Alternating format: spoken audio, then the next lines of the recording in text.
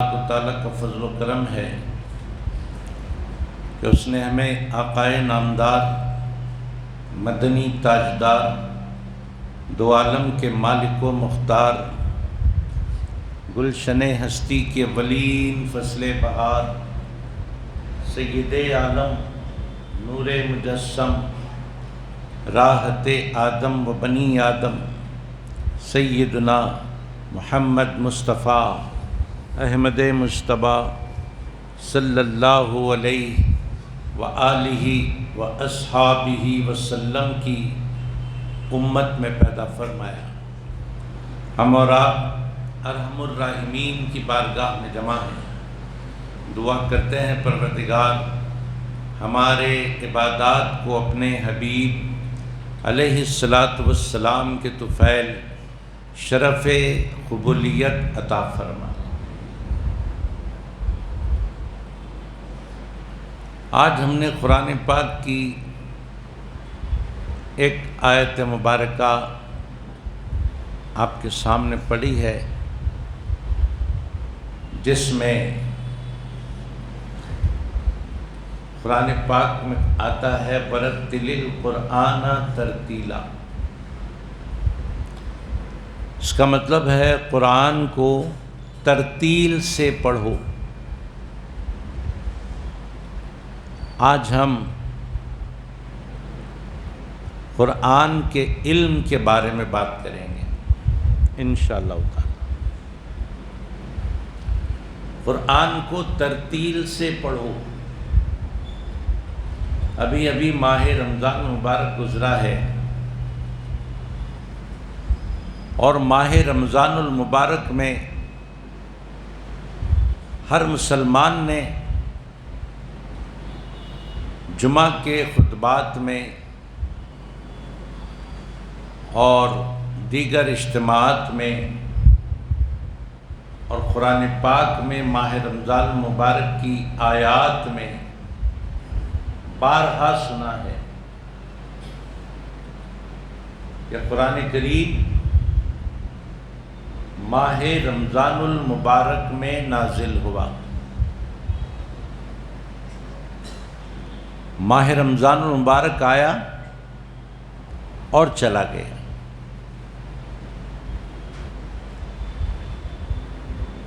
جاتے جاتے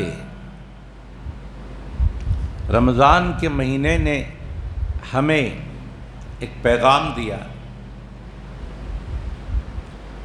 وہ پیغام یہ ہے کہ اے ایمان والو،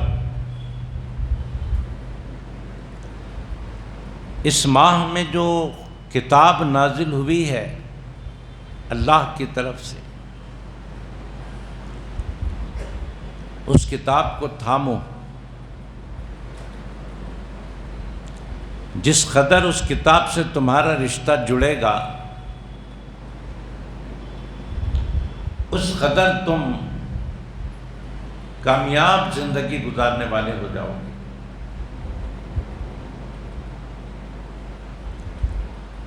حدیث شریف میں آتا ہے اس کتاب کے معلم بنو، پڑھانے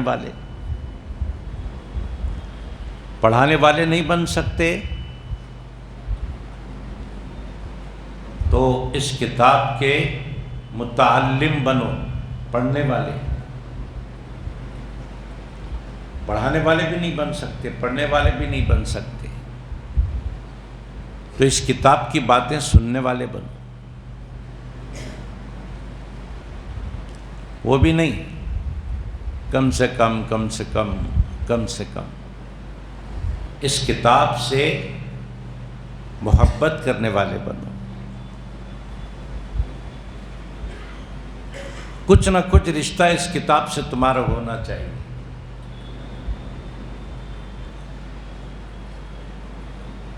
کم سے کم محبت کرنے والے بنو، اس لیے کہ آج اس کتاب سے تم محبت کرو گے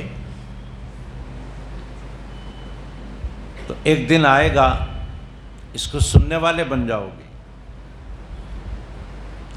پھر ایک دن آئے گا اس کو سیکھنے والے بن جاؤ گے، پھر ایک دن آئے گا اس کو سکھانے والے بن جاؤ گے۔ محبت آپ کو آگے لے جائے گی، محبت قرآن کی آپ کو ترقی کی راہ پر گامزن کرے گی۔ تو ماہ رمضان المبارک میں قرآن نازل ہوا، شب قدر میں نازل ہوا، نبی پاک صلی اللہ علیہ وآلہ وسلم کے قلب اطہر پر نازل ہوا۔ قرآن کہتا ہے قد جاءکم من اللہ، تمہارے پاس آیا اللہ کی طرف سے، کیا آیا؟ نور و کتاب مبین، دو چیزیں آئی، ایک نور آیا اور ایک روشن کتاب آئی۔ یہ نور کیا آیا؟ مفسرین کرام فرماتے ہیں نور کا مطلب ہمارے نبی کی ذات گرامی۔ اللہ نے قرآن پاک میں ہمارے نبی کو نور فرمایا، نور آیا تمہارے پاس۔ ہمارے سرکار کے کئی نام ہیں، ان ناموں میں سے ایک نام نور ہے۔ یہاں اللہ نے حضور کا وہ نام لیا کہ نور آیا، اور کتاب مبین آئی، یعنی روشن کتاب۔ مفسرین فرماتے ہیں روشن کتاب کا مطلب قرآن مجید۔ ماہ رمضان میں نازل ہوا، اور اس قرآن مجید کی اہمیت اتنی ہے کہ رمضان بھی جاتے جاتے ہمیں یہ پیغام دے کر گیا کہ دیکھو میرے اندر جو کتاب نازل ہوئی اس کو تھامو، پکڑو۔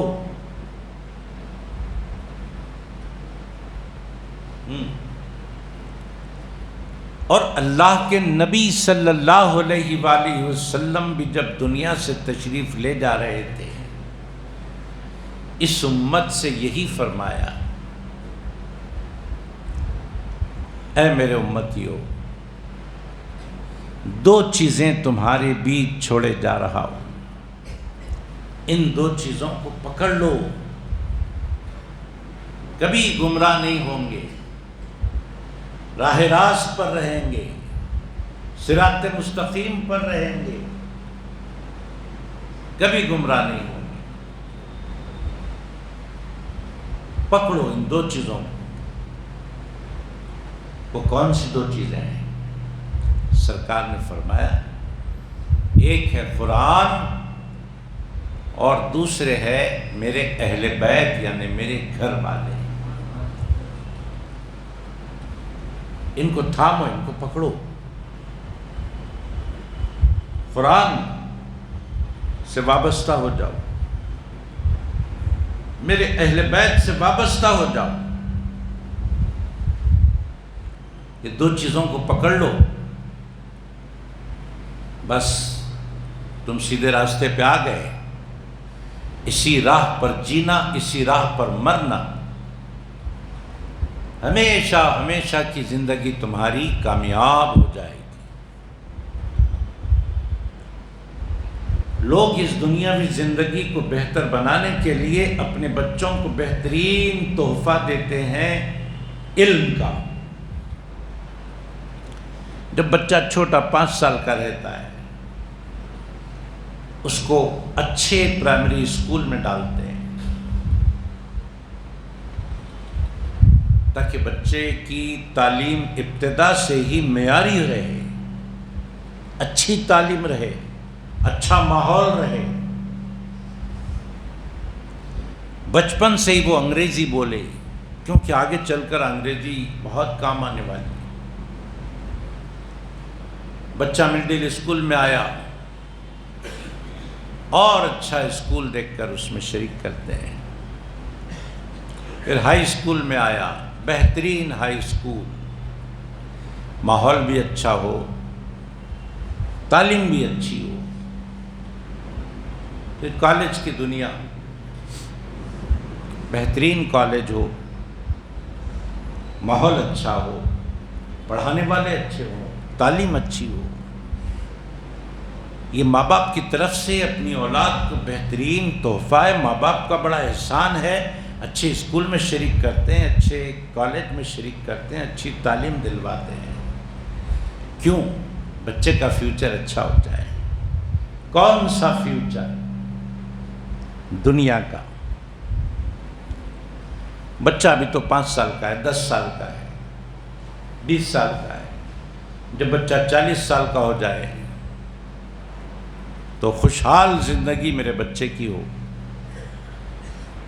50 سال کا ہو جائے خوشحال زندگی گزارے، 60 کا ہو جائے خوشحال زندگی گزارے، کسی قسم کی پریشانی نہ ہو۔ تعلیم دلواتے ہیں، تربیت دیتے ہیں۔ یہ ساری کوششیں فیوچر کو اچھا بنانے کے لیے ہوتی ہیں۔ بہت اچھی باتیں کرنا چاہیے، بچوں کو علم دینا چاہیے، ماں باپ کا یہ فریضہ ہے۔ بچوں کو ہنر دینا چاہیے، بچوں کو تہذیب دینا چاہیے۔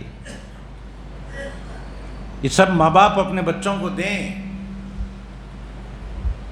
اگر نہیں دیتے تو ماں باپ اپنے اولاد کے لیے ظالم ثابت ہوں گے، خائن ثابت ہوں گے، کہ اولاد کو انہوں نے نہ علم دیا، نہ ہنر دیا، نہ تہذیب دیا، نہ تمدن دیا۔ ماں باپ بڑے گرفت میں ہوں گے، اولاد کا برا کیا تم نے۔ مگر یاد رکھیں، ایک وہ فیوچر ہے جو ہمیشہ ہمیشہ کے لیے ہے۔ یہ فیوچر تو ہم بنا رہے ہیں، بنائیے، کیونکہ ایک مسلمان صرف آخرت کی بھلائی نہیں چاہے، دنیا کی بھلائی بھی چاہے ایک مسلمان۔ کیونکہ قرآن پاک نے ہم کو ایک دعا سکھائی، ربنا آتنا فی الدنیا حسنہ وفی الآخرۃ حسنہ۔ دنیا بھی اچھی ہونا، آخرت بھی اچھی ہونا۔ دنیا کو اچھی بنانے کے لیے دنیا کا علم دیا، بہت اچھا کیا۔ معیاری علم دیا، بہت اچھا کیا۔ یہ فیوچر کب تک کا ہے؟ 60 سال، 70 سال، 80 سال، 100 سال۔ چلیے کچھ 100 سے بڑھ بھی گیا تو بعض لوگوں کی بڑھ جاتی ہے عمر، لیکن اس امت کی اوسط عمر جو ہے وہ 60 اور 70 کے درمیان ہے۔ اس فیوچر کو بنانے کے لیے کوشش کریں، بچہ ہمارا دنیاوی زندگی خوشحال گزارے، لیکن ایک فیوچر اس کے بعد والا ہے، وہاں قید نہیں ہے کہ اتنے سال رہنا ہے، وہاں لامتناہی ہے، خالدین فیہا ابدا۔ جیسے دنیا میں جینے والے کو خوف لگا ہوا ہے، کل نفس ذائقۃ الموت، ہر جینے والے کو مرنا ہے ایک دن، یہاں ہر ایک کو خوف لگا ہوا ہے۔ لیکن جب جائیں گے آخرت میں، وہاں یہ خوف لگا ہوا نہیں ہوگا، کیونکہ وہاں موت نہیں ہے، وہ ہمیشہ ہمیشہ کی زندگی ہے۔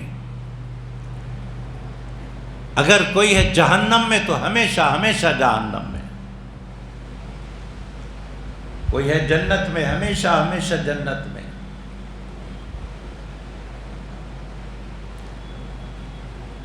اگر غلطیوں کی وجہ سے جہنم میں سزا پانا ہے تو پا کر پھر جنت میں آ جائے گا، لیکن موت نہیں ہے، ہمیشگی کی زندگی، خالدین فیہا ابدا، ہمیشہ ہمیشہ رہنا ہے۔ تو اس فیوچر کے لیے اس فیوچر سے زیادہ غور و فکر کی ضرورت ہے۔ ہم یہاں کے فیوچر کا انکار نہیں کر رہے، اس کی نفی نہیں کر رہے، بالکل ہونا چاہیے۔ ہمارا بچہ چار کے سہارے نہ جیے، خود اپنے پیروں پر ٹھہرے، اپنی زندگی آپ جیے، ہو سکے تو دوسروں کی مدد کرنے والا بنے،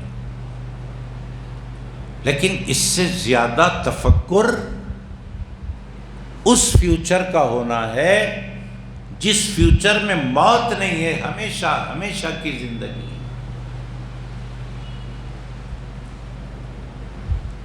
اس فیوچر کے لیے کیا کریں؟ ایک ہی جواب ہے، اس فیوچر کے لیے بچے کو بیگ بھر کے کتابیں پڑھائیے۔ اس فیوچر کے لیے بچے کو بیگ بھر کے کتابیں پڑھائیے۔ اس فیوچر کے لیے بچے کو صرف ایک کتاب پڑھائیے جس کا نام قرآن مجید ہے۔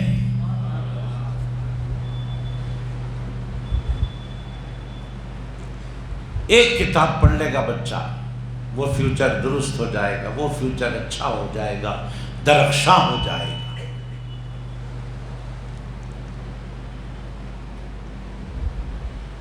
آپ کا بچہ جب قرآن تجوید سے پڑھے گا، تجوید سے، تو اس کی پڑھائی اللہ کو اتنی پسند آئے گی کہ یہ بندہ میرا قرآن کو تجوید سے پڑھ رہا ہے۔ تجوید کیا ہوتی ہے؟ تجوید ہوتی ہے جس حرف کو جس طرح ادا کرنا چاہیے اسی طرح ادا کریں۔ قرآن پاک میں تے بھی ہے، توئے بھی ہے، تے کی ادائی الگ، توئے کی ادائی الگ۔ قرآن پاک میں سے بھی ہے، سین بھی ہے، سواد بھی ہے۔ سین کی ادائی الگ، سے کی ادائی الگ، سواد کی ادائی الگ، ہے کی ادائی الگ، ہے کی ادائی الگ، خے کی ادائی الگ، قاف کی ادائی الگ، زے کی ادائی الگ، زوئے کی ادائی الگ، زواد کی ادائی الگ، زال کی ادائی الگ۔ اگر اس کا لحاظ نہیں رکھیں گے تو سہل تجوید ایک کتاب ہے، اس کے اندر ایک روایت لکھی ہوئی ہے۔ نبی پاک صلی اللہ علیہ وآلہ وسلم فرماتے ہیں بعض لوگ قرآن پڑھتے ہیں مگر قرآن الٹا ان پر لعنت بھیجتا ہے۔ وہ کون لوگ ہیں جو قرآن پڑھ کر لعنتی ہو رہے ہیں؟ بتایا گیا جو لوگ تجوید سے قرآن نہیں پڑھتے ان پر قرآن لعنت بھیجتا ہے۔ وہ سمجھتے ہیں ہم قرآن پڑھ رہے ہیں، بال برابر کم کرو، بال برابر۔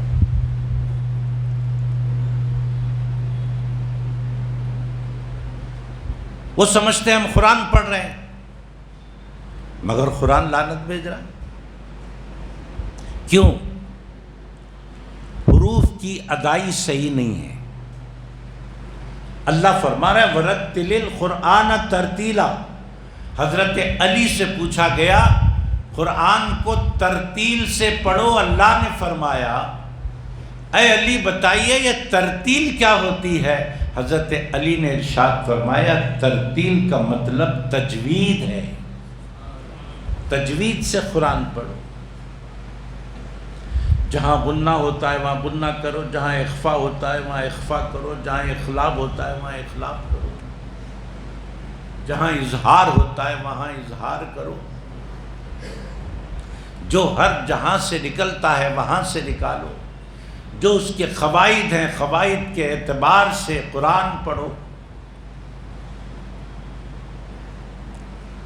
جب آپ کا بچہ تجوید سے قرآن پڑھنے والا ہو جائے گا نا تو اللہ کے نزدیک وہ بہت محبوب ہو جائے گا، کیونکہ قرآن تجوید سے پڑھ رہا ہے۔ آپ کے 4 بچے، 4 میں سے 3 نے دنیاوی تعلیم حاصل کی، لوگوں کے نزدیک محبوب ہو گئے۔ ایک بچے کو آپ نے قاری قرآن بنایا، وہ اللہ کے نزدیک محبوب ہو گیا۔ نبی پاک علیہ الصلوۃ والسلام کے نزدیک وہ بہترین آدمی ہو گیا۔ اسی لیے تو سرکار فرماتے ہیں خیرکم من تعلم القرآن وعلمہ، تم میں بہترین آدمی وہ ہے جو قرآن سیکھتا ہے اور دوسروں کو سکھاتا ہے۔ سیکھو بھی سکھاؤ بھی۔ نبی پاک کی نظر میں بہترین آدمی بن جاؤ گے، اللہ کی نظر میں بہترین آدمی بن جاؤ گے۔ اپنے بچے کو اللہ اور اس کے رسول کی نظر میں بہترین آدمی بناؤ۔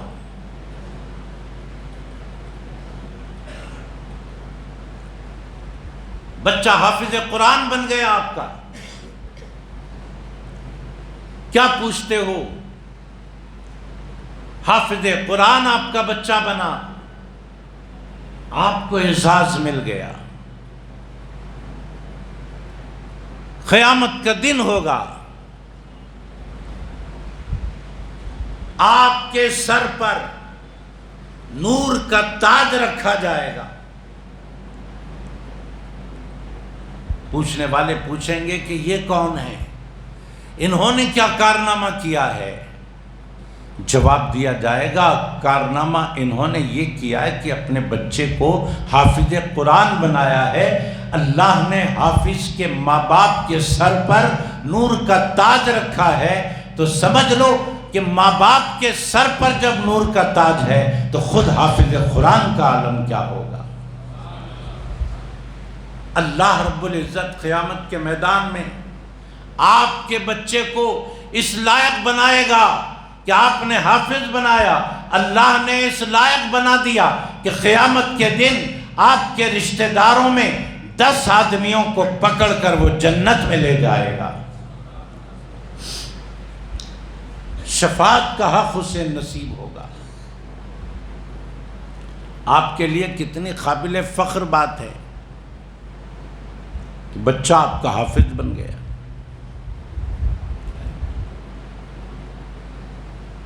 جنت میں جائے گا،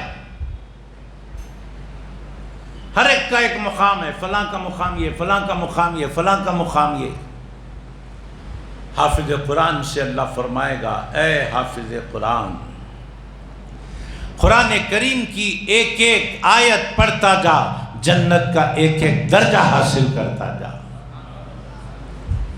وہ ایک ایک آیت پڑھ پڑھ کر ایک ایک درجہ جنت کا حاصل کرے گا۔ یہ کسی اور کے لیے نہیں ہے۔ آپ یہ مت سمجھیے کہ جو حافظ ہوں گے ان کے لیے ہوگا، بھائی وہ کون لوگ ہوں گے پتہ نہیں، وہ تو الگ لوگ ہوں گے، وہ خاص لوگ ہوں گے۔ نہیں، آپ کا بچہ بھی ہو سکتا ہے، وہ نور کا تاج پہننے والے آپ بھی ہو سکتے ہیں۔ اس کے لیے کچھ کرنا پڑتا ہے دنیا میں، کرنا بس اتنا ہے کہ اپنے بچوں کو دین کی تعلیم دینا۔ دنیاوی تعلیم کے ساتھ ہم یہ نہیں بول رہے ہیں دنیاوی تعلیم مت دو، دینا ہے دنیاوی تعلیم تاکہ دنیا بہتر ہو جائے، دینی تعلیم دینا ہے تاکہ آخرت بہتر ہو جائے۔ آپ کا بچہ جس کو آپ نے گود میں پالا پوسا، آپ کا بچہ جسے آپ نے اپنے ہاتھ سے نوالا بنا کے کھلایا، آپ کا بچہ جسے آپ نے بچپن میں نہلایا دھلایا، اس کی دیکھ بھال کی، بڑا ہوا، آپ نے اچھا ماحول اس کو دیا، علم کا ماحول اس کو دیا، تربیت دی، عالم دین بن گیا، عالم بن گیا، کیا مقام ہو گیا بچے کا آپ کے؟ نبی پاک صلی اللہ علیہ وآلہ وسلم فرماتے ہیں عالم سے مصافحہ کرنا مجھ سے مصافحہ کرنا ہے۔ فرمایا گیا روایتوں میں عالم کے قلم کی سیاہی شہید کے خون سے بہتر ہے۔ پوچھا گیا کیسے، کیوں؟ جواب ملا شہید اپنی شہادت کے ذریعے خود کو جنتی بناتا ہے، عالم اپنے علم کے ذریعے سب کو جنتی بناتا ہے۔ عالم کا کیا مقام؟ یہ کوئی اور لوگ نہیں ہوتے، دوسری ریاست کے، دوسرے ملک کے کسی آدمی کی بات نہیں ہو رہی، آپ کے گھر میں پلنے والے بچے کی بات ہو رہی ہے۔ آپ اس کو قاری بنا سکتے ہیں، حافظ بنا سکتے ہیں، عالم بنا سکتے ہیں، اور یہ درجات اپنے بچے کو دلوا سکتے ہیں، اور بچے کی وجہ سے ماں باپ کو بھی درجات ملتے ہیں۔ قرآن نازل ہوا ماہ رمضان مبارک میں، کیوں نازل ہوا؟ پڑھنے کے لیے۔ کیوں نازل ہوا؟ سمجھنے کے لیے۔ کیوں نازل ہوا؟ عمل کرنے کے لیے۔ بنائیے، قاری بنائیے، حافظ بنائیے، عالم بنائیے، دین کا مبلغ بنائیے۔ آج حیدرآباد میں، شہر میں بہت دین کا کام ہو رہا ہے، مسجدیں آباد ہیں، دین کا شعور ہے، دین کیا ہے، اسلام کیا ہے، کلمہ کیا ہے، قرآن کیا ہے، شہر میں معلوم ہے، مدارس ہیں، مساجد ہیں، اساتذہ ہیں، سب ہیں۔ تھوڑا شہر کے باہر نکل کر دیکھیے، دین کے کام کی کتنی ضرورت ہے۔ باہر تو نکلیے، اضلاع میں جائیے، دین نہیں معلوم، قرآن کیا ہے نہیں معلوم، مسجد کیا ہے نہیں معلوم، عبادت کیا ہوتی ہے نہیں معلوم۔ بعض ایسے مسلم گھرانے بھی ہیں جہاں غیروں کی فوٹویں لگی ہوئی ہیں، اس پہ مالا چڑھا ہوا ہے۔ یہ تو دین سے دوری کا عالم ہے۔ بد عقیدے اسلام کا نام لے کر کفر پھیلا رہے ہیں اضلاع میں۔ آج شہر حیدرآباد کے اہل سنت والجماعت کے علماء اور مشائخ پر یہ لازم ہے کہ شہر کے باہر نکلیں اور بڑھتی ہوئی بدعقیدگی کو دور کریں، سچا عقیدہ لوگوں تک پہنچائیں۔ میں نے شروعات سے لے کر اب تک علم دین اپنے بچوں کو دلوانے کی بات کی ہے، تو ایک بنیادی بات بھی سن لیں، علم دین صرف دلوا دینا کمال نہیں ہے، بلکہ علم دین اہل سنت والجماعت کے مدرسوں میں دلانا کمال ہے۔ علم دین کے نام پر بہت لوگ آپ کے سامنے آئیں گے، ہم دین کا علم دیں گے، ہم دین کا علم دیں گے، ہم دین کا علم۔ یاد رکھیں، اس دنیا میں اسلام کا نام لے کر اسلام کو نقصان پہنچایا گیا، دینی تعلیم کا نام لے کر دین کو نقصان پہنچایا گیا۔ کس نے پہنچایا؟ بدعقیدہ لوگوں نے قرآن کا ترجمہ، اس کی تفسیر توڑ مروڑ کر بیان کر دی، مسلمانوں کے عقیدے خراب ہو گئے، احادیث مبارکہ کے مفاہیم کو، ان کے مطالب کو توڑ مروڑ کر سکھا دیا، بچوں کے ہمارے عقیدے خراب ہو گئے۔ اہل سنت والجماعت کے مدرسوں میں اپنے بچوں کو تعلیم دلوائیں، جہاں علم دین دیا جاتا ہے تو مصطفیٰ کی غداری کے ساتھ نہیں، مصطفیٰ کی وفاداری کے ساتھ دیا جاتا ہے۔ جب قرآن پڑھایا جاتا ہے تو قرآن میں نکال نکال کر عبادتیں بھی پڑھائی جاتی ہیں، اور قرآن سے نکال نکال کر نبی کی عظمتیں بھی پڑھائی جاتی ہیں۔ اگر قرآن کریم سے نکال کر اقیم الصلاۃ کا درس دیا جاتا ہے کہ دیکھو اے بچوں، اللہ نے نماز قائم کرنے کا حکم دیا ہے قرآن کریم میں، تو سنی مدرسوں میں یہ بھی بتایا جاتا ہے کہ اے بچوں، جہاں اللہ نے اقیم الصلاۃ کہا ہے وہیں وسلموا تسلیما بھی کہا ہے۔ اے مسلمان بندے، اللہ نے قرآن کریم میں جہاں نماز قائم کرنے کے لیے کہا ہے وہیں دربار رسالت میں صلاۃ و سلام کا بھی حکم دیا ہے۔ ایسے مدرسے میں آپ کا بچہ پڑھے، ایسا نہیں کہ نماز تو دکھائی جا رہی ہے، پڑھائی جا رہی ہے، روزہ پڑھایا جا رہا ہے، زکوٰۃ پڑھائی جا رہی ہے، حج پڑھایا جا رہا ہے، عبادتیں سکھائی جا رہی ہیں، قرآن سے نکال نکال کر نبی کی عظمت کی بات آئی تو چھپا دیا جا رہا ہے، صلاۃ والسلام کی بات آئی چھپا دیا جا رہا ہے، علم غیب مصطفیٰ کی بات آئی چھپا دیا جا رہا ہے۔ ایسا بچہ مدرسے سے نکلتا ہے تو وفادار بن کے نہیں نکلتا، دین کا غدار بن کے نکلتا ہے۔ ایسے غدار ہماری گلی کوچوں میں پھر رہے ہیں، ایسے لوگوں سے ہمارے بچوں کو بچانے کی ضرورت ہے۔ ایسے مدرسے میں پڑھائیے جہاں نماز بھی سکھائی جاتی ہو، نبی پاک کا ادب بھی سکھایا جاتا ہو۔ بس یہی بات آج کا پیغام تھا، قرآن کا علم آج کا پیغام تھا جو ہم نے آپ کو دیا۔ اللہ تعالیٰ سے دعا ہے کہ پروردگار جو باتیں لوگوں کو بتائی گئی ہیں، ہمارے بھائیوں کو ان باتوں پر عمل کی توفیق عطا فرما۔ پروردگار عالم بیماروں کی فہرست ہے۔